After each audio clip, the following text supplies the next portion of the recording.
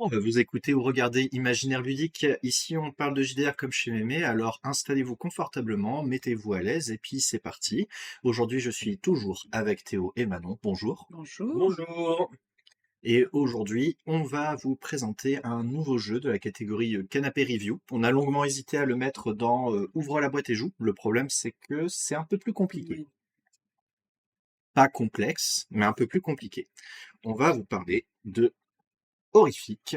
Je sais pas si on voit bien. Voilà. Horrifique, un jeu édité par Acritarch. Acritarch qui sont des éditeurs belges qu'on a rencontrés à Senlis, oui, une première fois, puis à Octogone. Voilà. Un jeu qui est sorti en 2023 suite à un financement participatif qui s'est bien passé en 2022. Un jeu de Frédéric Guesquière, je suis désolé si j'écorche le nom et le prénom, avec Michel Di Nuzio au dessin et Philippe Maréchal également au dessin. Je crois qu'on a rencontré Philippe Maréchal Un à octogone. Octogone, voilà. Et Je on vois a ça. rencontré aussi Frédéric Guesquière qui nous a fait l'insigne honneur de, comment je vais dire ça, dédicacer notre jeu. Et Philippe Maréchal qui nous a fait un très très beau dessin. La particularité d'Horrifique, c'est que c'est un PBTA, donc un jeu propulsé par l'Apocalypse. Par rapport à la vidéo théorique qu'on a pu faire, c'est un jeu qui se classerait dans le jeu narratif, hein, le story game, totalement. Et la boîte coûte environ 80 €, ça paraît énorme, mais en vrai, quand on va vous présenter tout ce qu'il y a à l'intérieur, vous allez voir, c'est vraiment pas cher en fait pour tout le matériel de jeu qu'on nous propose. Si je devais revenir un petit peu sur les principes du jeu, et vous êtes peut-être d'accord avec moi ou pas, c'est le moment de me dire. Mot-clé, je dirais que c'est un jeu qui est simple mais pas simpliste. Oui. Oui, Voilà. complètement. C'est-à-dire que les règles, vous allez les lire une fois, vous allez les avoir. Mm. En plus de ça, c'est un jeu qui est très lisible. On va en reparler quand on étalera un petit peu tout le matériel de jeu sur la table, mais c'est un jeu qui est hyper lisible. Ça veut dire que vous lisez les règles une fois et ensuite toutes les aides de jeu sont là pour vous rappeler comment on joue, d'un simple coup d'œil. Donc vraiment pour le coup, voilà, simple mais pas simpliste, encore une fois, Oui, parce que le jeu il a une profondeur. Il a une oui, profondeur de narration, de game design, de gameplay. Ensuite, c'est un jeu qui est, donc je le disais, narratif. On joue pour raconter une histoire, clairement. On joue pas pour battre un scénario, on joue non. pas euh, pour raconter quelque chose aux autres. On n'est pas dans l'idée de performance, mais on est dans l'idée de collaboration narrative. Donc un récit collaboratif, je dirais même partagé. Parce que Oui, voilà, parce que comme c'est un système apocalypse, pour ceux qui connaissent, on a des joueurs qui doivent être proactifs et un meneur de jeu qui vient, alors appelé l'obscurité dans Horrifique. L'obscurité, elle vient sans scénario. Voilà, c'est d'accord. vraiment le principe. On joue pour voir ce qui va se passer. On vient sans scénario et c'est les joueurs, par leur proactivité et par différentes accroches par rapport au matériel de jeu, on va justement créer une histoire petit à petit tous ensemble. Alors, Euh, pour le moment, ce que tu as dit correspond à quasiment tous les PVTA, je pense. oui, c'est ça, Oui. exactement. Ça Mhm. correspond vraiment à tous les PBTA. Maintenant, si on rentrait vraiment dans la profondeur enfin dans la profondeur non, mais si on rentrait vraiment dans ce qui est horrifique, déjà c'est un jeu d'horreur, d'où le titre horrifique. Je Oui, pense que ça, voilà, ça se devinait aisément, d'horreur Lovecraftienne. Et j'insiste, parce que le jeu cherche à simuler des nouvelles de oui, Lovecraft. C'est là où il se démarque énormément de tout un tas d'autres jeux qui se déroulent dans un contexte Lovecraft. Hein, on peut citer Cthulhu Hack, qui est le plus connu en français, L'Appel de Cthulhu, qui est le grand classique, et bien d'autres. Horrifique, lui, c'est vraiment, on revient à ce qu'est la source littéraire de toutes ces histoires. Chantindelos. Oui, les chants de Oui, Tindalos aussi, même si les chants de Tindalos se rapprochent plus, dans l'esprit du moins, d'un Appel de Cthulhu, oui, d'un Cthulhu Hack, enfin en tout cas C'est... de... On a une fiche du personnage, des caractéristiques et on lance des D10. Voilà, c'est oui, ça. Là où Horrifique, vraiment, vous allez contrôler des personnages qui pourraient s'intégrer aisément dans une nouvelle de Lovecraft, dans le mythe originel.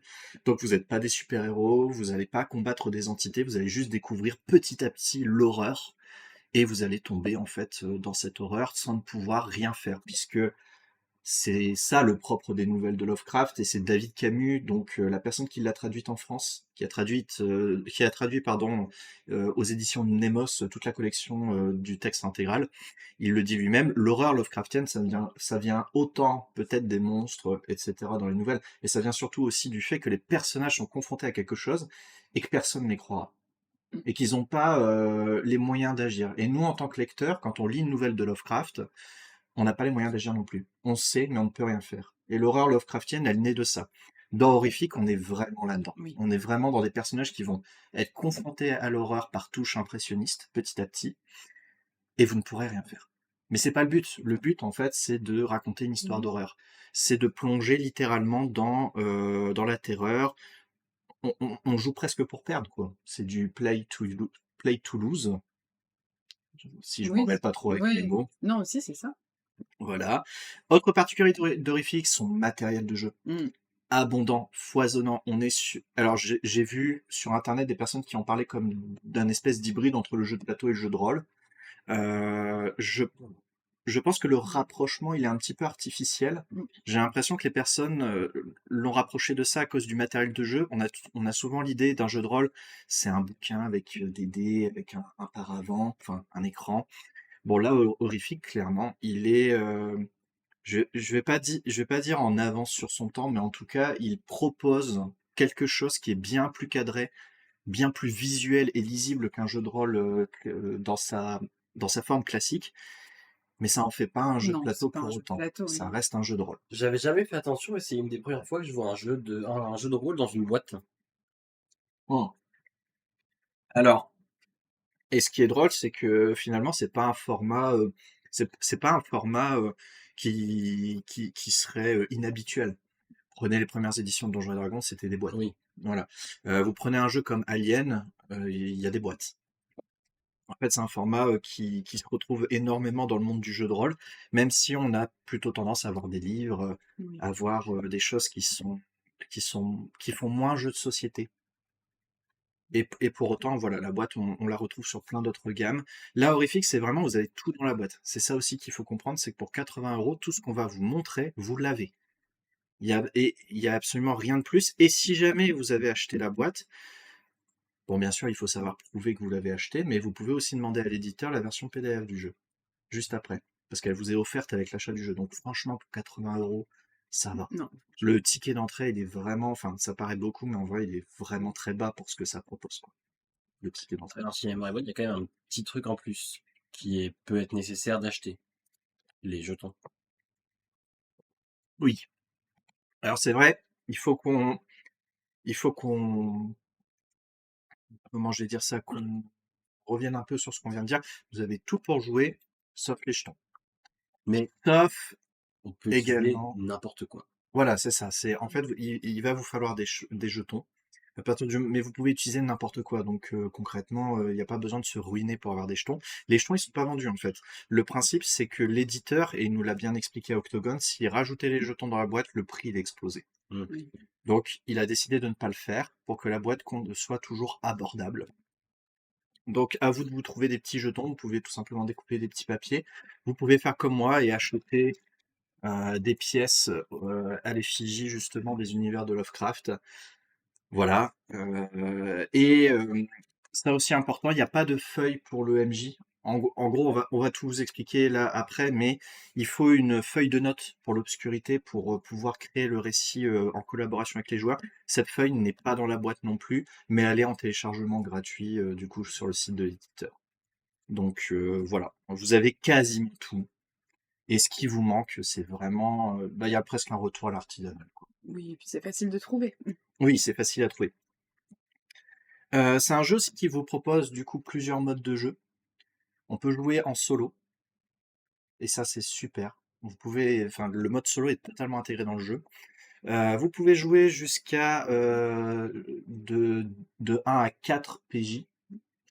Et vous pouvez aussi jouer en narration partagée, enfin en narration tournante, Mhm. MJ tournant. Et on peut jouer aussi en campagne, même si on va le voir, le jeu a été essentiellement conçu pour faire du one-shot. Il y a quand même un mode campagne, mais le mode campagne, pas au sens où on l'entend.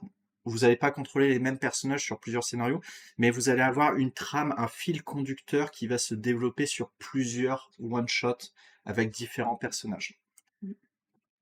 Et enfin, dernier mode de jeu, eh bien, on a dit que c'était un jeu qui simulait les nouvelles de Lovecraft, mais il ne s'y arrête pas, puisque on a un plateau qui nous permet de jouer ailleurs, dans d'autres époques, dans d'autres contextes. Donc, un jeu très complet, puisque finalement, on peut même sortir du cadre Lovecraftien par la suite. Même si, encore une fois, c'est pas le but premier de la boîte. Mais au moins, la possibilité existe. On l'a jamais fait. On l'a encore jamais fait. On a surtout joué au jeu tel qu'il nous est proposé, hein, en one shot. Oui. Mais voilà, Ça permet une grande rejouabilité, quoi. énormément de rejouabilité, effectivement. Bon, on peut peut-être aussi parler de nos ressentis, de nos impressions. On commence par qui, Théo? Sur Horrifique? Oui. Alors, que dire? C'est un jeu que j'ai beaucoup aimé quand on l'avait testé, avec bah, du coup l'éditeur en plus à 100 lices. Donc c'était quand même une bonne expérience. Par contre, c'est vrai, quand on est novice du jeu de rôle, je trouve que ça peut faire bizarre au début. Parce que c'est pas un jeu de rôle classique auquel on peut avoir l'habitude d'avoir à faire. Je pense notamment à D&D ou des jeux comme ça qui sortent moins des cadres de ce qu'on attend d'un jeu de rôle ou de ce qu'on peut penser être un jeu de rôle. Donc la première fois, j'avais aimé, mais ça m'avait fait quand même très bizarre. Maintenant que j'ai lu quelques nouvelles de Lovecraft, etc., c'est vrai que je prends davantage plaisir au jeu. Et bah, d'ailleurs, c'est moi qui t'avais dit, ce serait pas mal de le présenter quand même parce qu'il Oui, est trop ouais. cool. Donc voilà, ça fait longtemps qu'on n'y a pas joué et c'est vrai que ça manque parce que on arrive, on se met un petit cosplay, hein, on arrive les pieds sous la table et on joue. Hein. C'est totalement ça. Faut savoir que dans le livre de base, on vous explique clairement que seule l'obscurité a pour charge de lire le livre de règles et que tout est fait pour faciliter l'insertion des PJ. Et Oui. même moi, en tant qu'obscurité, ben, j'ai pas besoin de relire constamment le livre de règles. Tout est fait pour me rappeler de toute façon comment ça se joue. Et toi, Manon? Bah, moi, j'aime beaucoup aussi et en plus, à la différence que moi, je n'ai jamais lu Lovecraft. Je ne connaissais pas, il y a encore un an. Heu je suis honnête, voilà, j'avais pas cette culture-là et mais ça m'a pas du tout empêché, même en n'ayant aucune connaissance de l'univers Lovecraft quand on l'a testé à Senlis, de beaucoup aimer et d'aimer encore, beaucoup aujourd'hui. Donc voilà, même pour les personnes qui sont pas, connaisseurs de cet univers-là, bah, c'est quand même une partie de plaisir, même si ça reste de l'horreur. Puis pareil, de base, je ne suis pas quelqu'un qui aime l'horreur aussi. Donc c'est pour ça, ben, je ne connais pas l'univers Lovecraft, je n'aime pas l'horreur en général sous un peu toutes ses formes, mais j'adore le jeu. Donc ça prouve que c'est un bon jeu, je pense. Bah, d'ailleurs, tu t'as dit un truc. Oui, tu connaissais pas l'univers de Il Lovecraft. y a un an, non? Non, pas du tout. Il y a moins d'un an. Oui, il y a même moins d'un Horrifique, an, on l'a oui. découvert il y a moins d'un an. Et cela dit, c'est aussi précisé dans le bouquin, vous n'avez pas besoin de connaître les nouvelles de Lovecraft. Oui, oui. Toute la mécanique de jeu, elle est là pour vous encadrer, pour vous diriger dans un style d'histoire particulier. Ça, faut le savoir. Maintenant, une chose en entraîne une autre. Horrifique, c'est un jeu, comme tu disais, et je reviens sur ce que sur ce que tu parlais par rapport à Donjons et Dragons. Vous n'êtes pas sur un jeu où vous allez faire énormément de jets de dés. Vous êtes sur un jeu apocalypse. Le principe, qu'est-ce que c'est? C'est on s'installe tous autour d'une table et on va vous jouer pour voir ce qui va se passer. Comment est-ce que le jeu va se passer? On va avoir une conversation. Moi, en tant que obscurité, et si jamais je prends le rôle d'obscurité, je vais poser des questions, je vais cadrer des scènes et je vais donner une situation. Mes joueurs, par la conversation, vont tout simplement expliquer ce qu'ils font. Et si leurs actions dans la narration met en place un déclencheur, c'est une partie mécanique, mais on va y venir, il va y avoir une action. Et cette action va soit proposer un choix, soit proposer un lancer de dés. Et ensuite, on revient sur la narration parce que le résultat de ce choix ou de ce jet de dés va automatiquement avoir des conséquences narratives. Ce qui est très différent d'un jeu où vous avez l'idée d'une histoire et d'un système mathématique qui va venir supporter ça, dans le sens où, par exemple, dans Donjons et Dragons, enfin, je m'en mêle un petit peu, mais par exemple, dans Horrifique, vous n'allez pas avoir des énormes combats. D'ailleurs, les combats, en soi, vont être résolus avec une seule action, c'est-à-dire prendre des risques.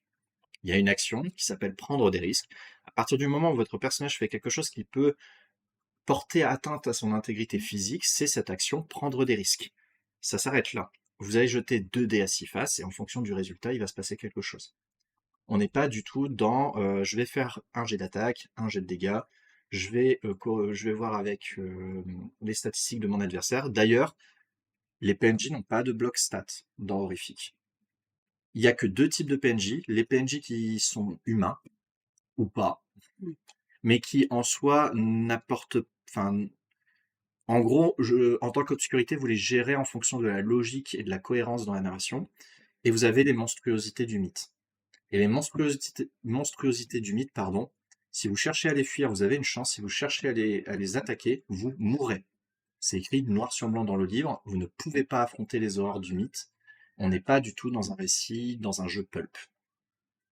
Je pense qu'on peut passer au unboxing. Hop là. Alors, Horrific, vous avez donc la boîte qui, une fois que vous allez l'ouvrir, alors ça c'est moi qui l'ai rajouté, d'ailleurs je vous conseille fortement d'utiliser des petits sachets en plastique pour ranger les cartes, et je vous conseille aussi de sleever vos cartes, donc de mettre des protège-cartes, parce que vraiment, c'est le genre de matériel qu'il faut absolument protéger. Donc ça c'est moi qui l'ai rajouté, les sachets et les protège-cartes. Mais dedans, vous allez avoir plusieurs choses. D'abord, vous allez avoir des portraits. Des portraits, alors des cartes portraits. Ces cartes portraits sont recto verso, c'est-à-dire que vous allez avoir l'homme d'un côté et la femme de l'autre, enfin la version masculine et féminine. Vous allez avoir des portraits assez monstrueux, vous allez avoir des portraits plutôt humains. D'ailleurs, à ce propos, vous avez vraiment toutes les ethnies qui sont représentées, toutes les, comment je vais dire ça, les, ah, faut m'aider.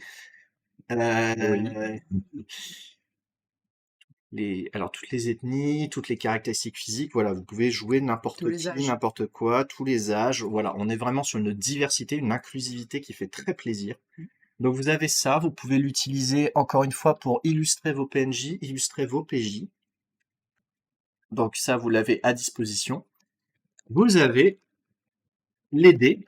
Alors les dés, il y en a de 2 types. Il y a un dé blanc et un dé noir. Pourquoi? Parce que comme dans le système Apocalypse, on va jeter 2 dés, on va faire la somme. Parfois, il y aura aussi des modificateurs. Donc en général, ça ne va pas au-delà de +1, -1. Et 6 ou moins, vous avez échoué et il va se passer quelque chose de terrible. Enfin, de terrible, on s'entend. 7 ou 9, vous avez réussi, mais quelque chose va venir entraver cette réussite. Et enfin, 10 ou plus, alors là, c'est une réussite éclatante. Vous allez aussi avoir des points d'angoisse. Ces points d'angoisse, vous allez les comparer au dé noir et il va se passer aussi d'autres trucs mécaniques, mais on y reviendra après. Hop. Alors, vous avez également des outils. Alors, vous avez d'abord les lignes et les voiles, suivis de la carte X. Vous êtes dans un jeu d'horreur. Évidemment, l'idée c'est que ce soit les personnages qui vivent au mieux la peur, mais il faut pas que vos joueurs soient mal à l'aise. C'est ce qui peut arriver. Les lignes et les voiles, c'est la carte qui va vous permettre de définir en début de partie les sujets que vous ne voulez pas aborder ou les sujets que vous voulez, si jamais ils arrivent, qu'on les occulte pudiquement et qu'on les met et qu'on passe en fait dessus. Qu'on jette un voile dessus. Exactement. Tout Et la simplement. carte X est là pour si jamais en cours de partie il se passe quelque chose, voilà, vous pouvez dire que vous pouvez signaler discrètement que vous êtes mal à l'aise. Donc le jeu vous donne des outils de sécurité émotionnelle. Ensuite, vous avez les cartes étrangeté. Alors les cartes étrangeté, elles sont pour tout le monde, c'est-à-dire pour vous MJ, pour vous joueurs. Les cartes étrangeté, hop, comme ça. Chaque carte étrangeté a plusieurs rubriques avec différents mots-clés. Ces mots-clés, ces rubriques, elles vont vous permettre d'improviser. En gros, vous manquez d'inspiration, vous avez une petite panne, eh bien, vous piochez une carte, je sais pas moi, événement bizarre, incendie étrange. Tiens, un incendie qui se déclare mais qui ne brûle pas, je sais pas, le bois, par exemple, c'est un incendie qui se déclare, mais la maison ne flambe pas. Seuls les êtres humains à l'intérieur flambent, par exemple. Donc vous avez ça qui vous... Alors, les portraits et les cartes étrangetés sont là pour vous aider à improviser. Puisqu'on le rappelle, c'est un jeu sans préparation. Il n'y a pas de scénario. Vous venez avec seulement les règles. Vous avez les cartes augures. Alors les cartes augures, c'est littéralement, et là j'invite à se reporter aussi à ce qu'on disait justement du jeu de rôle solo. Les cartes augures, c'est littéralement un dé d'oracle, mais en cartes. Vous avez, à chaque fois que hop, vous avez oui, vous avez oui mais, donc exactement comme en jeu solo, vous allez avoir, pardon, excusez-moi, vous allez avoir des oracles. En sachant que les cartes étrangetés peuvent vous aider à répondre à une question ouverte, les augures peuvent vous aider à répondre à des questions fermées. Encore une fois, ces augures, elles sont là pour... alors, les étrangetés pour tout le monde, les augures plutôt pour le MJ, même si les PJ peuvent quand même y accéder, c'est pas la question. Ensuite, vous allez avoir les cartes actions de base. Donc on le disait, le jeu c'est tout simplement une conversation. Et au bout d'un moment, dans la conversation, il va y avoir quelque chose qui va déclencher une action. L'obscurité va avoir ses cartes actions de base de son côté. À chaque fois qu'un joueur va déclencher une action, l'obscurité va lui donner et on va résoudre l'action avant de la reprendre. Sachez que chaque action ne peut être utilisée qu'une fois par scène, sauf si la logique du récit induit le fait qu'on puisse refaire une action qui a déjà été faite. Donc là déjà, vous avez déjà 1, 2, 3, 4, vous avez déjà 4 paquets de cartes. Ça commence à faire. Là, complet, voilà. Plus les dés, plus la carte des lignes et des voiles, plus, et là je vais le présenter après, mais la carte de l'horloge, de l'horreur. Donc ça c'est pareil, je vais y revenir après. Hop, je vais ranger mes petits cochons, il y en a pas mal. Vous allez aussi avoir les cartes qui vont permettre de définir des caractères et des occupations à votre personnage, parce que votre personnage, il va être défini par différents critères, et vous allez avoir des capacités qui seront tout simplement représentées par une occupation, donc ce qu'il est dans la société, et un caractère. Le caractère, c'est ce qui va le pousser à explorer le mystère, ce qu'on appelle tout simplement l'histoire. Parce que il n'y a aucun intérêt à jouer à Horrifique si vous ne voulez pas plonger dans l'horreur. D'ailleurs, à ce propos, vous avez donc ces grandes cartes-là qui définissent les occupations et les caractères. Vous avez aussi des grandes cartes qui vont vous présenter à la fois les actions de base, donc c'est une aide de jeu pour les joueurs, les actions de base, elles sont rappelées à côté, et au recto, le pacte. Alors le pacte, c'est tout simplement ce pourquoi on va se mettre d'accord en début de partie. Donc collaborer pour créer un récit horrifique, jouer pour voir comment les personnages vont inexorablement plonger dans l'horreur, peigner un monde sombre, inquiétant et au bord de la folie, rendez l'univers vraisemblable, créer des failles, des faiblesses et des attaches aux personnages, parler aux autres en utilisant le nom de leur personnage, faites agir votre PJ en cohérence avec son caractère, son occupation et ses liens. Tout comme n'importe quel jeu PBTA, vous avez des liens entre vous qui vont être définis au tout début. Par rapport, justement, ce que je voulais dire par rapport à cette carte. Ouais, voilà, C'est par de rapport aux permettre, occupations et voilà. au caractère, effectivement. Respectez l'avancement de l'horloge, on y vient. Et utilisez les points d'angoisse, prenez-en et dépensez-les aussi souvent que possible. Veillez à ce que tout le monde passe un bon moment. À partir du moment où vous respectez ces principes-là, tout le reste, vous êtes totalement libre. C'est ça. Voilà. Hop. Et enfin, dernier petit paquet de cartes. Donc là, je sais pas si on voit bien, mais déjà là, on commence à manquer de place. Et enfin, vous avez des petites cartes. Voilà. Hop.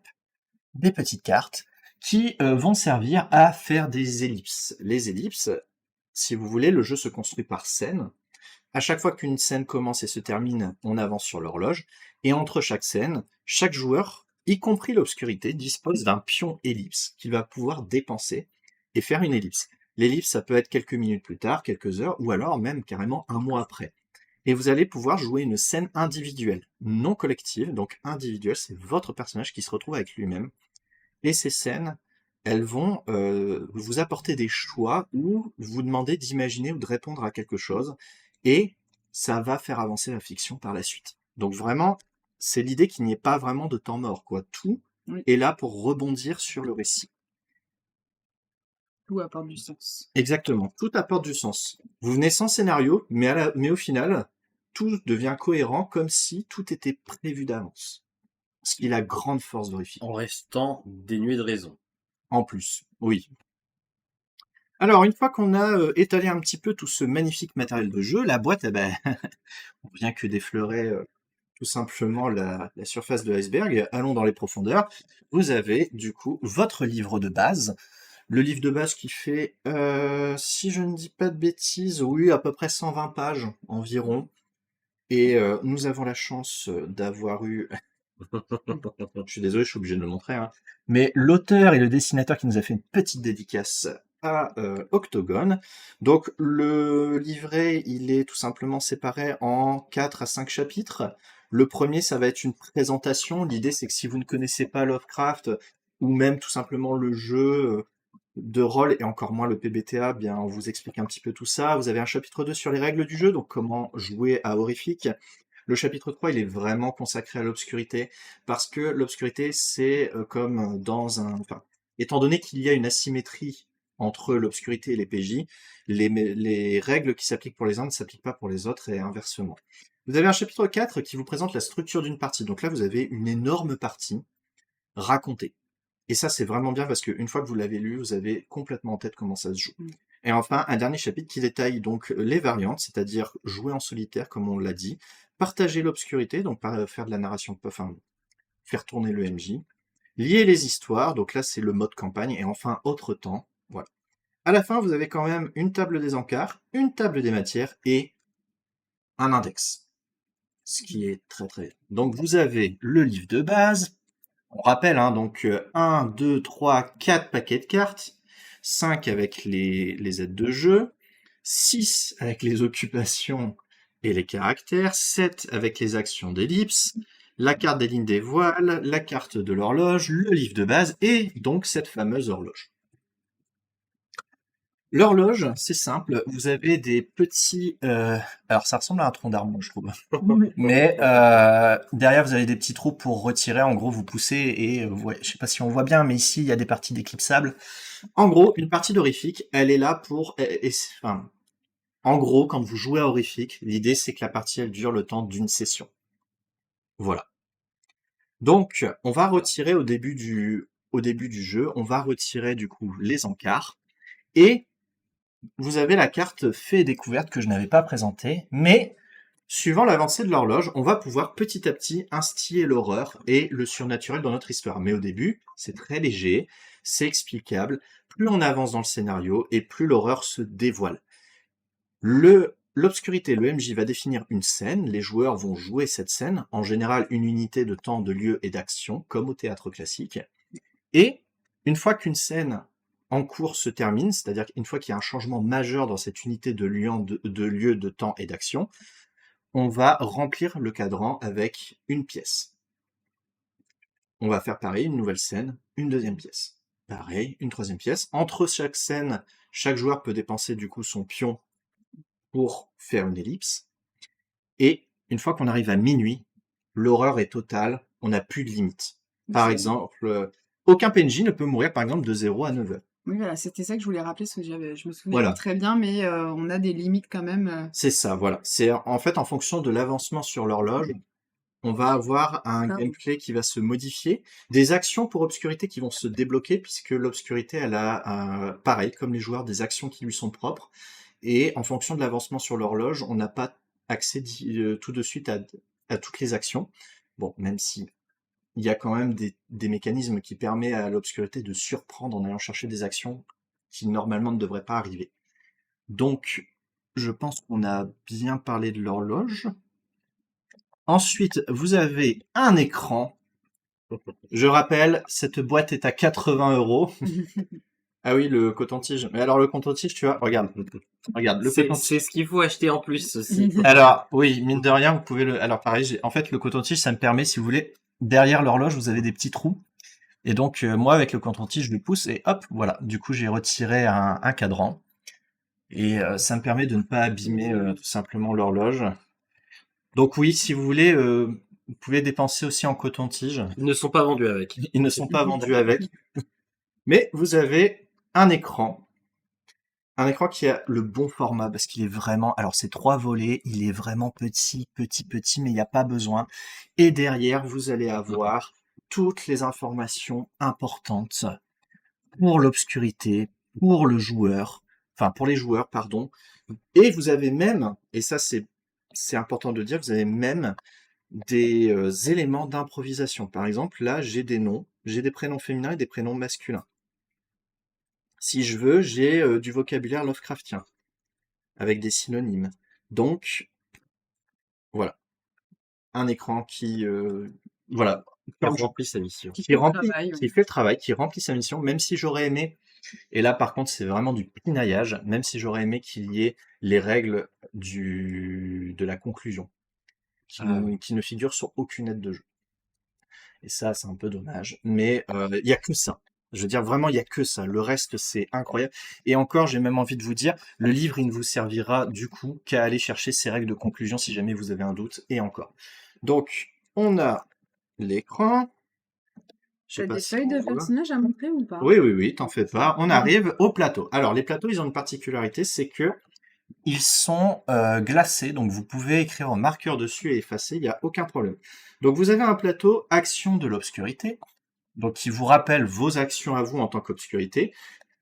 Et derrière, vous avez le plateau lancer la partie. Donc, pareil, vous n'avez pas besoin de lire le livre des règles, tout est là. Et une partie d'horrifique, ça commence toujours par créer un mystère, un cadre, des personnages, jouer. Alors, en réalité, les règles, enfin, je veux dire, le début, il est très stratifié, mais ça va globalement assez vite. La boîte, elle dit entre 3 et 5 heures de jeu, comptez à peu près une demi-heure, voire 1 heure, si jamais vous prenez vraiment du temps pour préparer le jeu en lui-même, et ensuite jouer. Mais la préparation fait partie de la session. Même quand on a fait des parties complètes, on n'a jamais été jusqu'à 5 heures. Non. Nous, non, mais On a fait du après, 4 heures, je pense, quand même. Par contre. 4 heures grand max. Ouais. Après, encore une fois, ça dépend aussi du nombre de joueurs. Moins vous êtes, plus c'est rapide. Voilà, c'est ça. On va pas se mentir. Mais quand vous êtes obscurité et que vous choisissez des actions, vous cochez, et au bout d'un moment, quand vous avez coché 2 fois une action, c'est-à-dire quand vous l'avez fait 2 fois, eh bien, ces actions, elles ne sont plus disponibles. Donc, vous avez votre plateau lancer le jeu action d'obscurité. Vous avez votre plateau ellipse. Donc, ça, c'est tout simplement les règles de l'ellipse. Donc, vous avez le plateau ellipse avec ses règles. Vous avez le plateau ellipse avec les emplacements où vous allez placer les cartes en fonction des choix des PJ. Je rappelle, tout ça est glacé, donc on peut écrire dessus. Ensuite, vous avez les plateaux. Alors, il y en a plusieurs, je sais. Il y en a combien? Alors, on en a... Attends, c'est avec les yeux, là. Oui. Alors, on a 5 plateaux mystères. Ah, attends. 6 plateaux mystères. Donc, le plateau mystère, il va déterminer tout simplement le type de mystère qu'on va avoir. Alors, c'est suffisamment large pour vous dire que même s'il y a... En fait, c'est pas tant qu'il y a 6 mystères, mais il y a 6 types de mystères. Parce que c'est suffisamment large pour qu'avec un même mystère, vous puissiez improviser énormément de choses. Donc, là, par exemple, il y a un sombre événement, l'expédition funeste, effroyable vertige, le lieu maudit, un cas inquiétant, l'abominable chose. Vous voyez, c'est suffisamment large pour après broder tout ce que vous voulez autour. Il y en a plusieurs qui m'ont rappelé l'appel de Cthulhu. La nouvelle. Et derrière, vous avez en fait derrière chaque mystère, vous avez le moyen de lancer le prologue. Donc j'avais dit la conclusion, mais c'est l'épilogue, c'est les règles d'épilogue qui n'apparaissent nulle part. Donc vous avez ces plateaux-là aussi pour préparer. Vous avez les plateaux cadres, puisque je l'ai dit, on lance une partie en créant des personnages, en définissant un type de mystère et en définissant un type de cadre. Donc c'est pareil, ça prend la forme de plateaux. Vous avez contrée lointaine, métropole, région reculée, un petit bourg tranquille, un huis clos et un visage isolé. Encore une fois, suffisamment large pour pouvoir improviser tout ce que vous voulez. Et derrière, si vous êtes en panne d'inspiration, obscurité, vous avez des tables de lieux, d'impression et de menaces qui sont liées aux différents cadres pour improviser. Donc vous avez encore tout ça.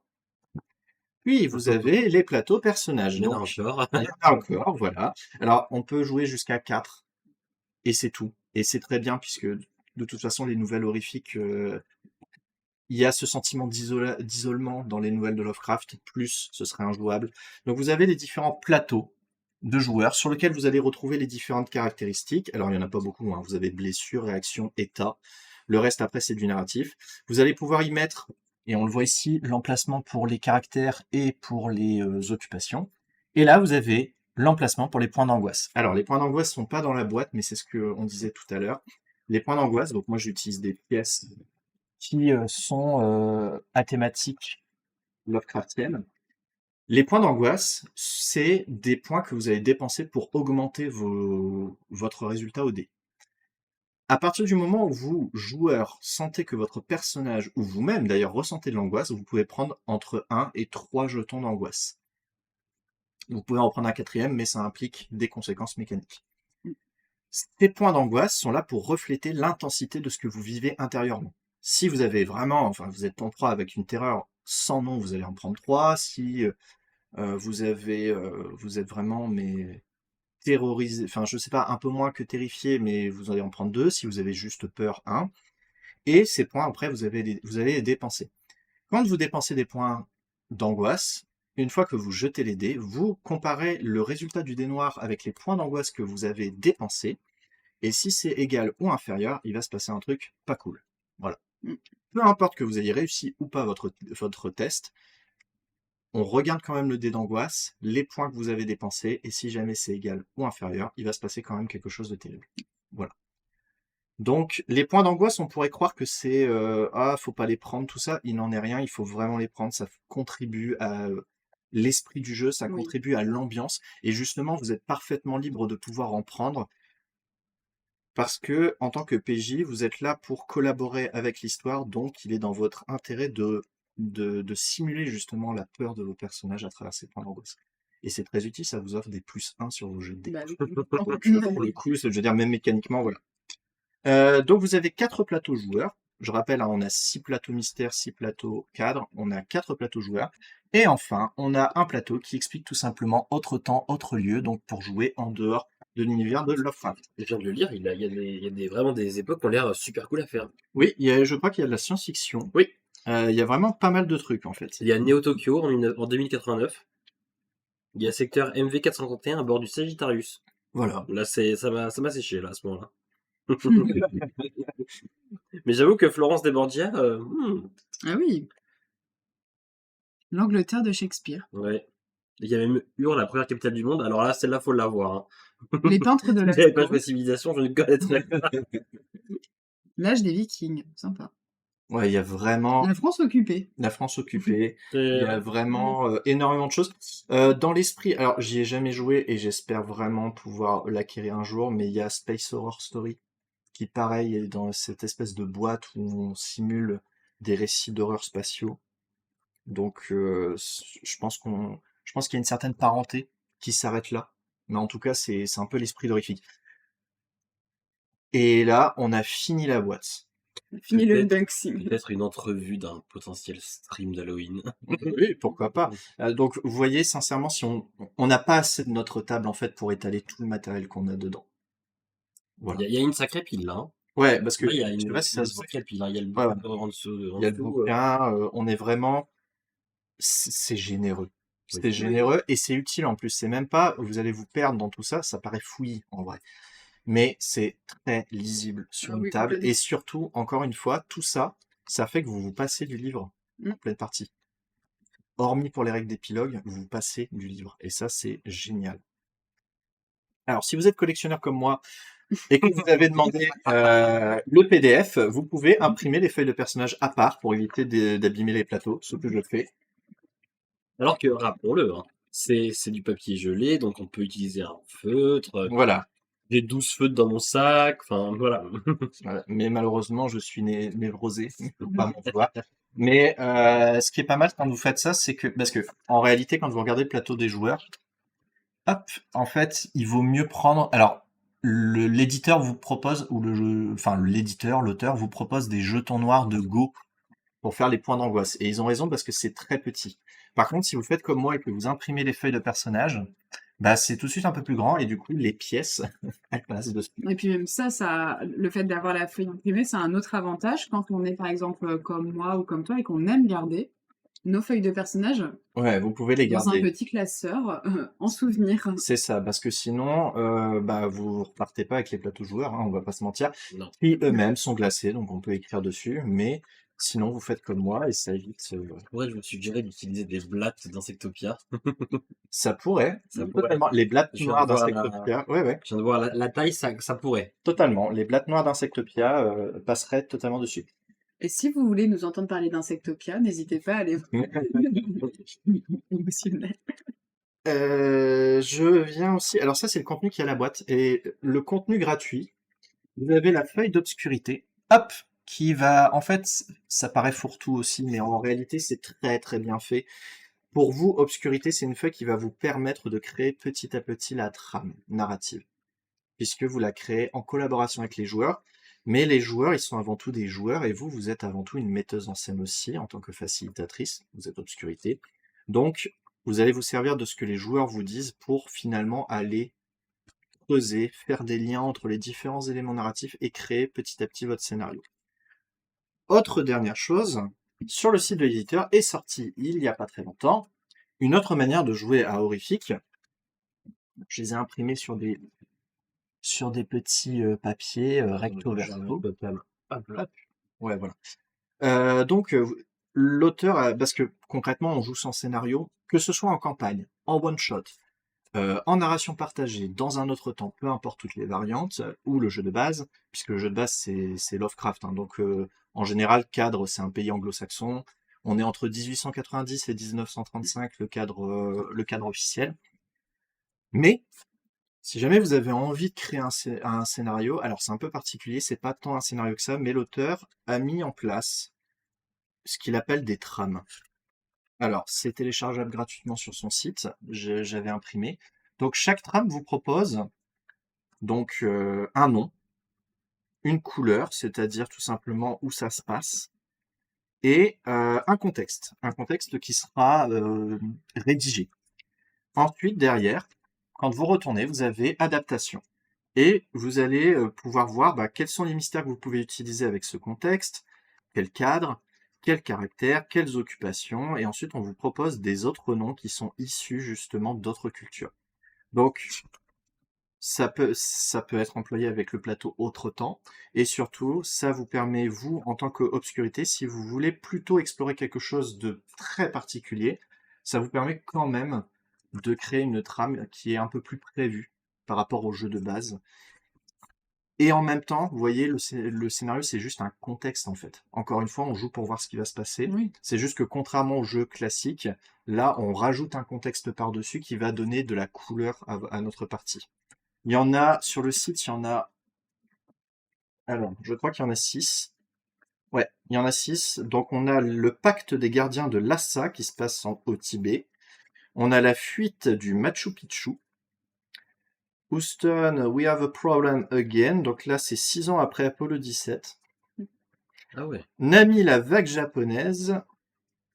Sur la route de la ville sainte. Donc là, c'est lors de la 3e croisade. Et enfin, la malédiction de Kemet, une campagne d'Égypte. Voilà. Il fallait bien qu'il y en ait une au moins un jour, une campagne d'Égypte, parce que bon, l'Égypte, enfin, la mythologie égyptienne revient souvent, je trouve. Oui, énormément. Il y avait aussi tout ce qui est orientalisme, exotisme. Mais voilà.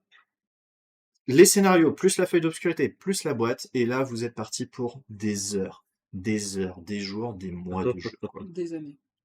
Des années, oui. Bon, après, on va pas vous mentir que c'est un jeu fait d'autres jeux entre deux, quoi. Oui, Oui, voilà, c'est Voilà, pour ça que ça peut traîner sur des Voilà. années, sachant que En sachant qu'en plus, les portraits, vous pouvez en créer par vous-même. Enfin, je veux dire, en fait, c'est une boîte que vous pouvez augmenter aussi vous-même au fur et à mesure. Donc, vraiment, il y a tout, quoi. C'est Donc, un jeu allez-y. très complet. il Ouais, existe des allez-y. générateurs de visages aléatoires. Je pense notamment si ces personnes de zone existent, qui vous génèrent des portraits aléatoires totalement, de personnes qui n'existent pas. Voilà. Et puis, on a aussi donc les manuels de survie. Donc, j'y reviens. Les manuels de survie, donc vous avez le manuel de survie du MJ Cthulhu et le manuel de survie du MJ Cthulhu en nature, expédition, je crois, ou quelque chose comme ça, chez l'éditeur Les Doux Singes. qui propose des livrets avec des tables aléatoires dessus. Ça peut être des objets maudits, ça peut être des lieux. Et sincèrement, c'est des livrets que vous pouvez totalement combiner avec le jeu horrifique et ça vous donne encore plus de capacité d'improvisation, puisque là, sur un jet de dés, vous avez différentes entrées.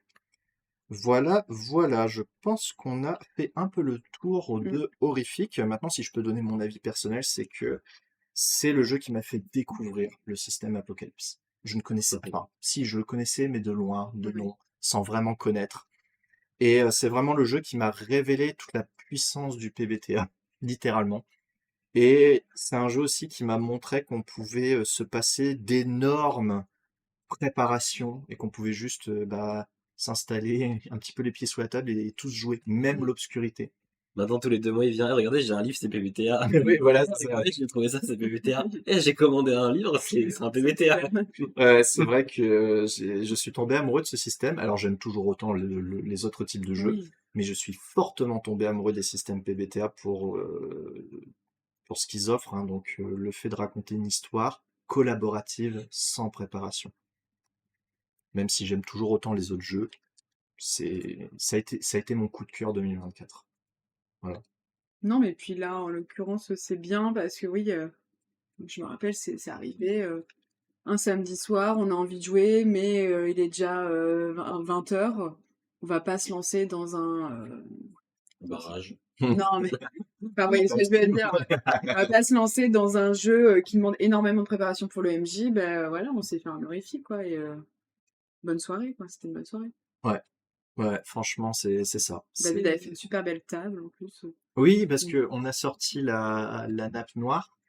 J'ai des crânes en plastique, j'allume des bougies aussi. On est vraiment dans l'ambiance horrifique. Avec la télé, je projette une image. Spectacle d'Halloween. Oui, oui. Mais Et pour autant, sans performance de ma part, puisque, encore une fois, j'avais pas de scénario, donc je ne Oui. savais même pas où on allait aller. La magie du PBTA. C'est ça, exactement. On parlait de la boîte de base, enfin de la boîte de base, de la boîte de jeu tout court. On parlait de ce C'est que un jeu à extension? Non, alors ça aussi, c'est pas un jeu à extension. Vous pouvez y aller les yeux fermés. C'est pas enfin, en tout cas, quand on a posé la question à l'éditeur, c'était pas prévu qu'il y ait des extensions. L'idée, c'était que tout soit dans une seule boîte. Bon, maintenant, on n'est pas à l'abri peut-être qu'il y ait une extension qui sorte un jour, mais tu vois, par exemple, les scénarios, c'est une extension, elle est gratuite en ligne. Oui. Mm. Voilà. Donc, le seul argent que vous allez débourser, c'est comme moi, si vous êtes névrosé de la collectionnite, vous allez imprimer tout simplement les feuilles pour les mettre dans la boîte. Mais feuille de notes, si vous achetez la boîte, si après vous rajoutez la feuille de notes de l'obscurité et les scénarios, vous avez déjà un jeu très complet. Ensuite, je vous encourage à mettre des cotons-tiges dans votre boîte. Pardon, voilà. Pour tout simplement sortir les encarts de l'horloge sans trop abîmer le jeu. Et enfin, alors je ne sais plus exactement qui fait ça, mais c'est dans n'importe quelle boutique de jeu en ce moment.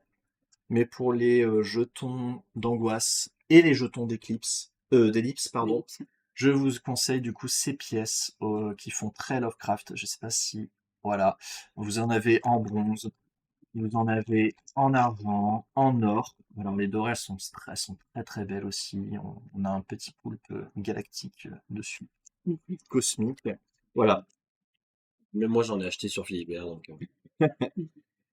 Et une fois que vous avez vos cotons-tiges, la boîte, les machins et les jetons, C'est bah parti. jouez. Et Voilà. puis ensuite, une fois que vous vous sentirez à l'étroit dans cette boîte, ce qui est quand même, franchement, sincèrement, moi ça m'est pas arrivé pour le moment, mais si un jour vous vous sentez à l'étroit dans la boîte, vous pouvez tout simplement inventer des portraits, des étrangetés. Vous pouvez, si jamais vous êtes familier avec le système PBTA, inventer de nouvelles actions pour amener le jeu dans d'autres styles de partie. Parce que c'est pas un jeu d'enquête. Contrairement à beaucoup d'autres jeux Cthulhu, enfin dans l'univers de Cthulhu, on n'est pas sur un jeu d'enquête, on est vraiment sur une histoire d'horreur. Il y a pas les indices, les joueurs vont les trouver. Il n'y a pas besoin de cacher quoi que ce soit. C'est vous qui allez, en tant qu'obscurité, leur donner, puisque petit à petit, ils doivent aller vers l'horreur. Mais si vous voulez faire un jeu, je sais pas, moi, plus axé enquête, ben vous pouvez totalement inventer vos actions. Alors, horrifique, comment je vais dire, c'est pas un défaut, hein, on va pas se mentir, c'est pas du tout un défaut. Mais horrifique a fait le choix, contrairement à d'autres jeux PBTA, de ne pas mettre dans son livre de base les règles qui permettent de créer des actions. Dans d'autres jeux, c'est le cas, ils le font. Donc si jamais vous êtes familiarisé avec le PBTA, vous pouvez tout simplement utiliser les autres livres pour avoir les règles de création d'actions et créer de nouvelles actions. D'ailleurs, l'éditeur, donc Acritarch, a sur Itch.io, et c'est gratuit, mis en place un livret qui s'appelle Petit guide de création de votre apocalypserie, qui justement est un livret qu'il avait créé pour lui. Alors, c'est pas très pro, mais on a été obligé de couper pour des considérations personnelles. On ne sait plus trop où est-ce qu'on en était, mais de toute façon, on va très vite conclure. Mais je me rends compte quand même qu'on n'a pas vraiment parlé de comment ça se joue. On a expliqué le matériel de jeu, on a expliqué plus ou moins le jeu, mais on n'a pas vraiment expliqué comment ça se jouait. Donc, Obscurité, vous commencez avec les joueurs par déterminer un mystère, puis un cadre, donc un endroit où ça se passe et un événement particulier. Les joueurs vont créer leur personnage, et ensuite on va jouer scène par scène, suivant les cadrans de l'horloge, une histoire d'horreur, avec comme principale caractéristique une proactivité de la part des joueurs qui vont donner de la matière à l'obscurité Mm. pour poser des questions, rebondir sur leurs réponses et créer une trame narrative au fur et à mesure. Mm. On joue scène par scène, de temps en temps vous avez le droit à mettre en place une ellipse qui va apporter des choses dans la narration, qui va permettre aussi de vous soigner, de retirer des états. Et une fois que toutes les scènes sont arrivées et que les PJ sont face à l'horreur absolue, pardon, eh bien, Obscurité, vous lancez l'épilogue, et là on raconte, on ressort de notre personnage et on raconte à la troisième personne tout simplement la fin des événements. Et puis la partie horrifique s'arrête. Vous pouvez, si vous voulez jouer du coup en mode campagne, écrire des détails de l'histoire que vous allez pouvoir reprendre par la suite, pas avec les mêmes personnages bien évidemment. Donc voilà, et tout le reste, tout ce qu'on vient d'expliquer, c'est là pour vous faciliter tout simplement le travail d'improvisation et la lisibilité du jeu et de son déroulé. Encore une fois, c'est un jeu plutôt axé sur le one-shot normalement. Le but, c'est de faire une session et de la finir à l'instant où on l'a commencé. Le but, c'est d'aller jusqu'à la fin. Voilà. Puis franchement, je l'avais dit quand j'ai donné mon avis, mais même si c'est un jeu de rôle qui sort du cadre de ce qu'on connaît, le jeu est extrêmement simple à prendre en main. Même Ah pour un oui, oui. joueur qui n'a pas l'habitude, Oui, oui, ça totalement. vient tout de suite. Totalement. C'est vraiment. Puis en plus, on l'a dit, il y a tout. En fait, vous êtes constamment entouré des informations nécessaires pour jouer, sans qu'il y ait un trop-plein. Et ça, c'est génial. Oui, Ça, c'est c'est important, génial. ouais. C'est hyper important. Vous n'êtes pas noyé. C'est très lisible. Voilà. Donc, on espère que vous avez aimé justement cette review d'Horrifique. On en fera un actual play qu'on présentera sur la chaîne pour vous montrer un peu mieux. C'est sûr. Voilà. Oui. Et en attendant, eh bien, on va vous souhaiter un bon week-end, une bonne soirée et surtout, profitez bien, continuez à faire rouler les dés, c'est important. Ciao, ciao! À Ciao tout bientôt. le monde.